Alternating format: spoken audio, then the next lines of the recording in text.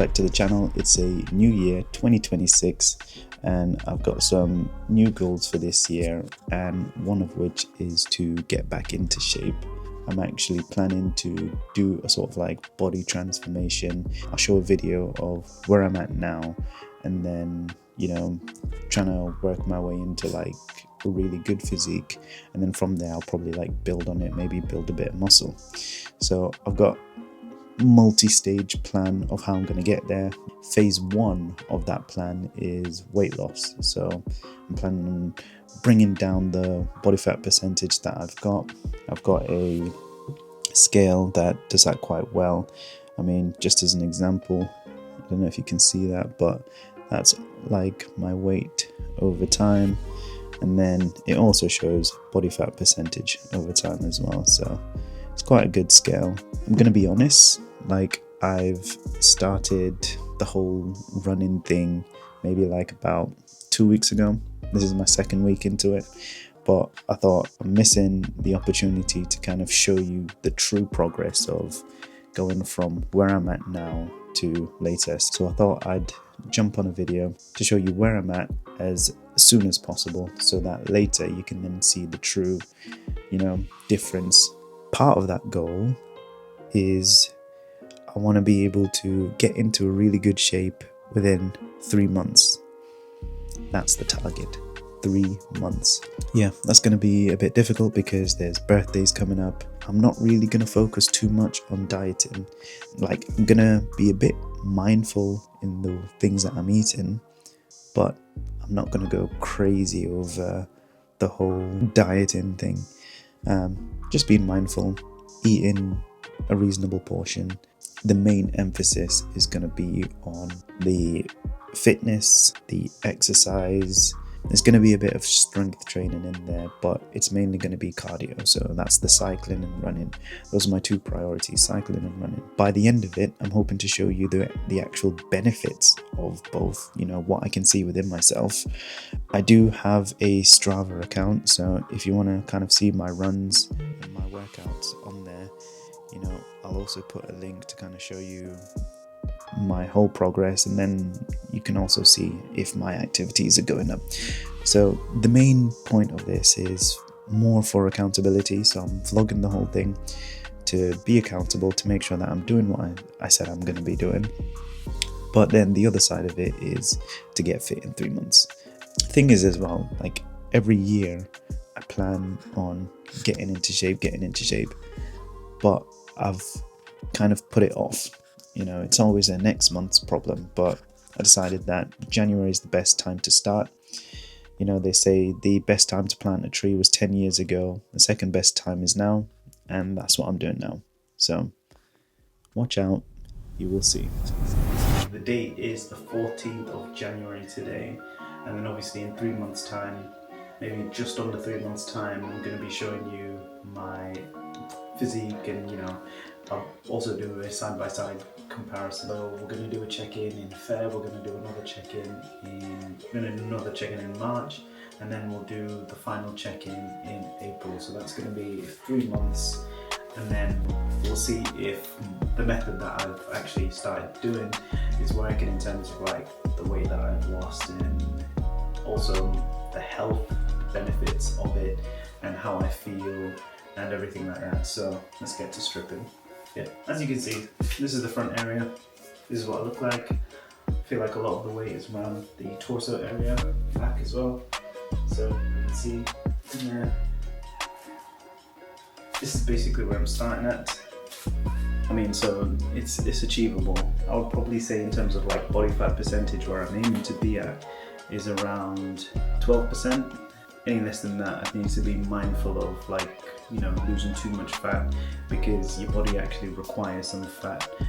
So that's slipping into the danger zone where I kind of need to monitor that a bit better. So 12% is sort of like a safe mark for me.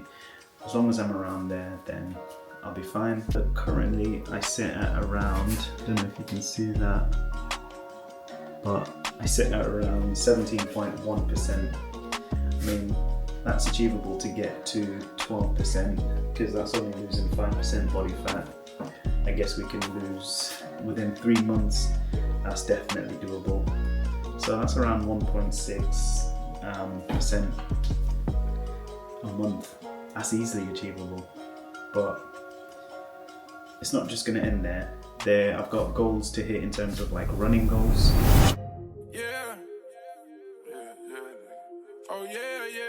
Today is the 16th of Jan. It's a new day, and obviously that's a new challenge. I took yesterday as a sort of rest day. So obviously the very first day of my challenge was on the 14th, or the first day that I showed you of my challenge was on the 14th. And then yesterday I took as a rest day. And then so today I'm actually planning on checking what my benchmark is for my 5K. I want to set that as my baseline so that I can always compare 3 months down the line if I've improved, if I've declined, if I've stayed the same. So, you know, what's measured can be changed.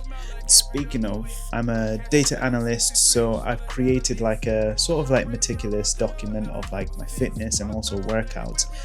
And on there, what I'm planning on doing is like, I'm going to use it as a method to also track my fitness as a whole, and not just like, you know, jumping from one app to another to be able to like view my, you know, fitness over time. I can just bring up this doc and then it'll then show me if I'm actually improving, where I'm improving. Maybe I can see what sort of like things have a massive impact on my overall fitness. So yeah, I've got like all sorts on there, you know, stuff from like my weight to my VO2 max, even to my average zone 2, like how much I'm spending in that. If I feel like I'm spending too much or too little time in zone 2, then obviously I can be flexible around that. So yeah, I'll show you guys that later, but for now, today, what I'm actually planning on doing, obviously, is going for a 5K run. I'm gonna run at my 5K pace as much as I can. I don't often run at a 5K pace, so it's gonna be a challenge because I know there'll be more that I can push out of myself, but I'll be tempted to dial it back a bit and to not really run at my 5K pace.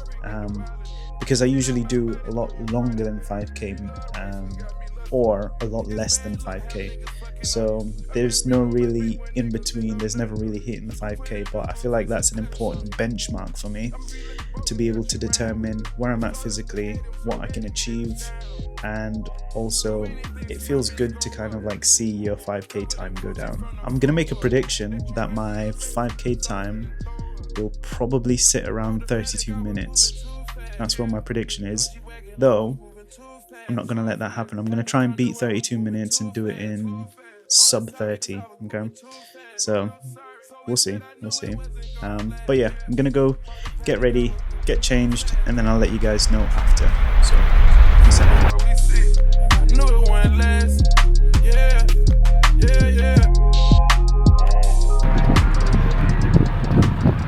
It's a new day now. I forgot to record you know, how I felt about the 5K yesterday.